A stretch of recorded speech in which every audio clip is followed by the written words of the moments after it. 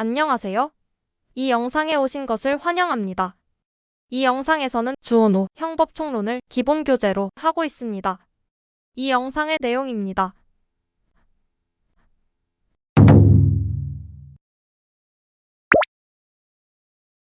형법은 사법법으로서 재판에 적용되는 법입니다.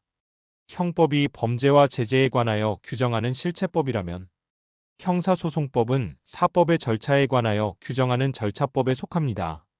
사법 과정을 분석해보면 사실의 확정, 형법의 적용 및 형법의 집행이라는 3단계의 과정으로 나누어 생각할 수 있겠습니다. 다만 이 중에서 가장 중요한 절차는 사실의 확정으로부터 형법의 적용까지의 단계라고 할 수 있습니다. 형법의 적용의 전형적인 경우는 사법기관인 법원이 구체적 사건에 관하여 재판을 하는 과정에서 나타납니다.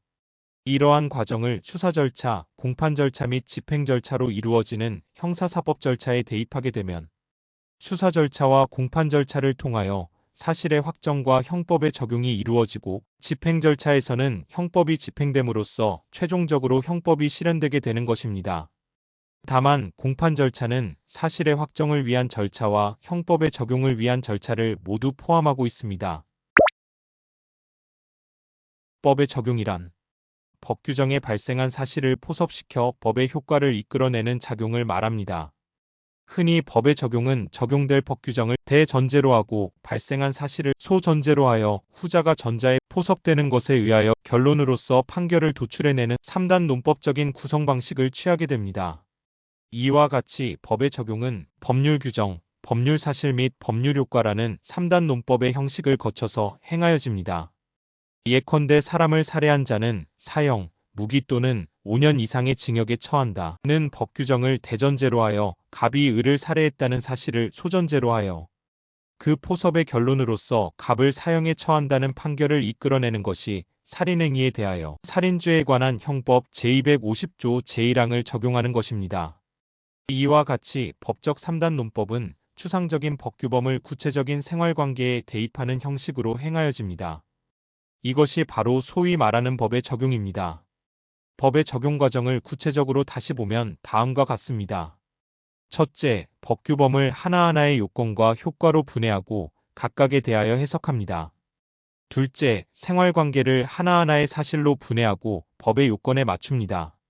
생활관계의 사실과 법규범의 요건이 일치하면 사실이 요건에 포섭된다고 합니다. 셋째, 모든 사실이 법률 요건에 포섭되면 법률 효과가 도출됩니다.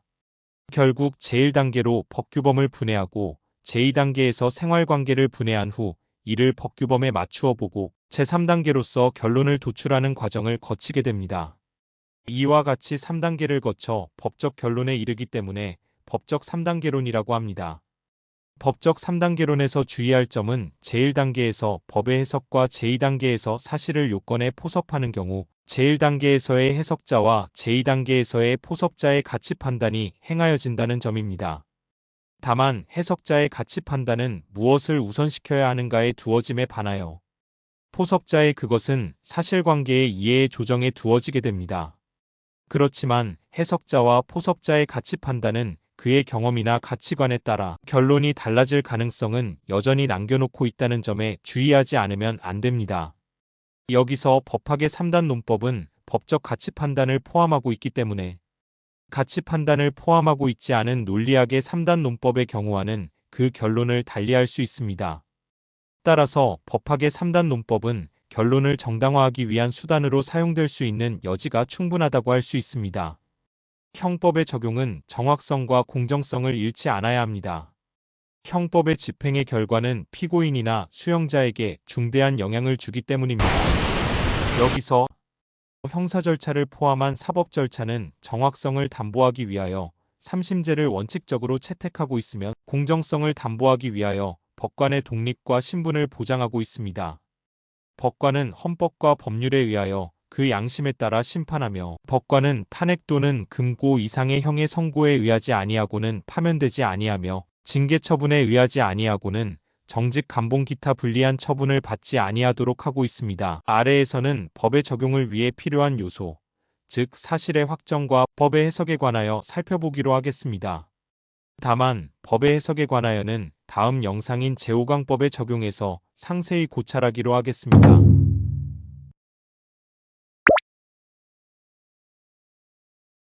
법을 적용하려면 소전제가 되는 사실이 확정되어야 합니다. 사실의 확정이란 사실을 자연적으로 인식하는 것이 아니라 법적으로 인식하는 것을 말합니다. 사실의 확정은 있는 그대로의 사실, 즉 자연적 사실을 확정하는 것이 아닙니다. 사실의 확정은 법률 효과를 발생시키기 위한 전제 요건이기 때문에 법률 요건에 상응하는 사실, 즉 법률적 사실을 확정하는 것을 의미합니다. 여기서 자연적 사실은 법률 요건에 상응하는 구조 또는 사실로 재구성될 필요가 있습니다. 이러한 의미에서 사실의 확정은 사실의 문제가 아니라 법률의 문제가 됩니다. 비유컨대 명의는 환자가 말하는 일상 용어를 잘 알아듣고 의학 용어로 정확히 번역하여 이해해야 하듯이 유능한 수사관은 범인의 일상 용어를 법률 용어로 정확히 번역하여 파악해야 합니다. 또한 자연적 사실 그대로가 아니라 법률 요건, 즉 구성 요건에 상응한 법률적 사실로 재구성해야 합니다. 다만 자연적 사실과 법률적 사실은 일치하여야 한다는 점을 잊어서는 안 됩니다. 여기서 자연적 사실과 불일치하는 법률적 사실은 사실이 아니라고 할 수 있고 그 불일치의 정도가 클수록 사실에 대한 왜곡의 정도가 크다고 할 수 있겠습니다. 이러한 의미에서 사실의 확정은 존재하는 자연적 사실을 다듬어서 법률적 사실로 재구성하는 작업이라고 할 수 있습니다. 법률적 사실로 확정된 사실관계는 비로소 소전제로서 법률 규정인 대전제와 포섭을 위한 준비가 완료되었다고 할 수 있습니다. 그 다음으로 포섭이 완료되면 그 결과로서 법률 효과가 발생하게 되는 것입니다. 사실의 확정은 자유심증주의에 의하고 그 확정의 방법은 증거에 의합니다. 자연과학에서의 사실은 확정하는 것이 아니라 증명하는 것이고 그 증명의 방법은 자연과학적 법칙에 의합니다. 이에 반하여 사회과학에 속하는 법의 세계에서의 사실은 법관이 확정하는 것이고 그 확정의 방법은 증명에 의합니다. 증명이란 재판의 기초로서 확정되어야 할 사실에 대하여 그것이 존재하였다는 확실성이 증거나 경험칙 등에 의하여 법관이 확신할 수 있을 정도로, 즉 합리적 의심이 없을 정도로 밝혀진 상태를 말합니다. 물론 자유심증이라고 하여도 주관적이고 자의적인 심증은 재판의 공정성을 담보할 수 없기 때문에 증거와 경험칙에 의하여 합리성과 추증 가능성을 담보하고 있어야 합니다. 증거란 사실관계에 관한 당사자의 주장이 실제의 사실관계와 상응하고 있다는 것을 보여주는 것을 말합니다. 증거에는 신뢰도가 높아 증명력 또는 증거 가치가 높은 증거가 있고 그렇지 않은 증거가 있습니다. 그러나 자연과학의 세계와는 달리 사회과학인 법의 세계에서는 증명력이 높은 순에 의하여 증거로 채택되는 것은 아닙니다. 진실 발견에 대한 저해의 위험을 감수하고서라도 정의, 절차 또는 법정책 등의 관점에서 증명력이 높은 증거라고 하더라도 증거에서 배제하는 경우가 있을 수 있기 때문입니다. 예컨대 증명력이 매우 높지만 위법하게 수집된 증거의 증거 능력을 부정하는 위법 수집 증거 배제의 법칙이 그 대표적인 기준입니다. 재판 절차에서 증거 방법으로 사용될 수 있는 자격을 증거 능력이라고 합니다. 예컨대 위법 수집 증거는 증명력이 높아도 증거 능력이 부정됩니다. 형사소송에서는 엄격한 요건을 갖춘 증거만이 사실 인정의 기초로 됨에 반하여 민사소송에서는 증거로 되는 자격, 즉 증거 능력에 관한 제한이 없습니다.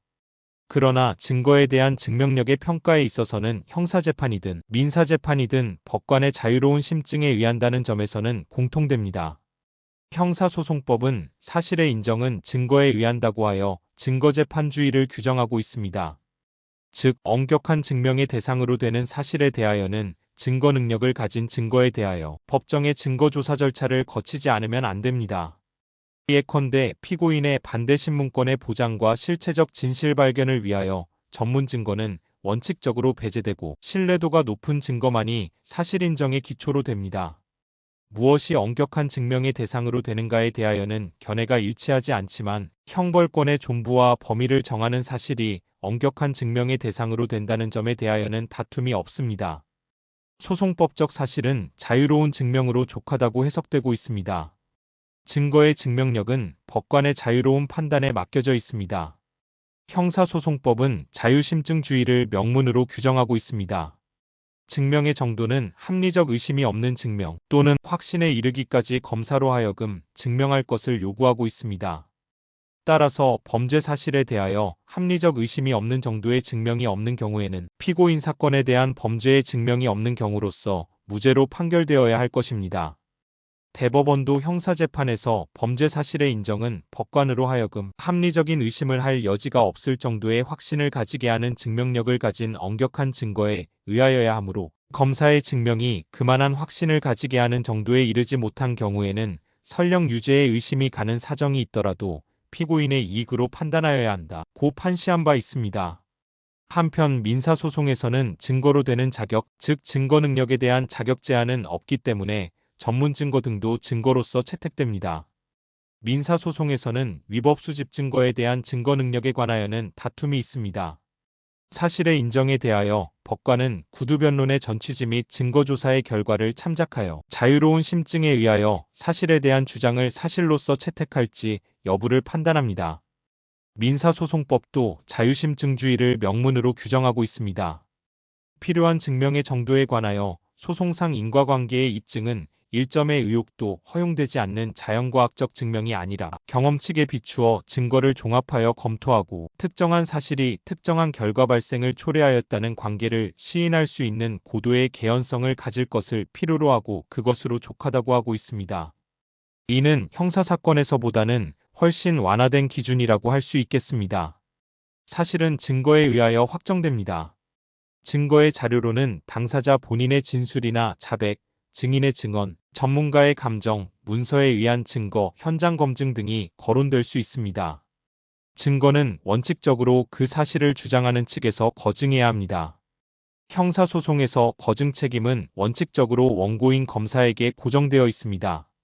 검사가 거증을 못하면 그 범위에서 피고인은 무죄가 됩니다. 의심스러운 경우에는 피고인의 이익으로 라는 원칙이 적용되기 때문입니다.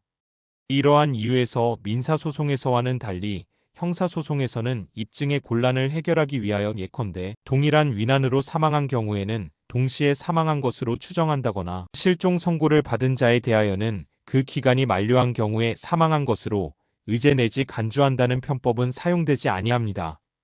다음 영상은 제5강 형법에 적용이 되겠습니다. 수고하셨습니다. 감사합니다. 좋은 시간 되십시오.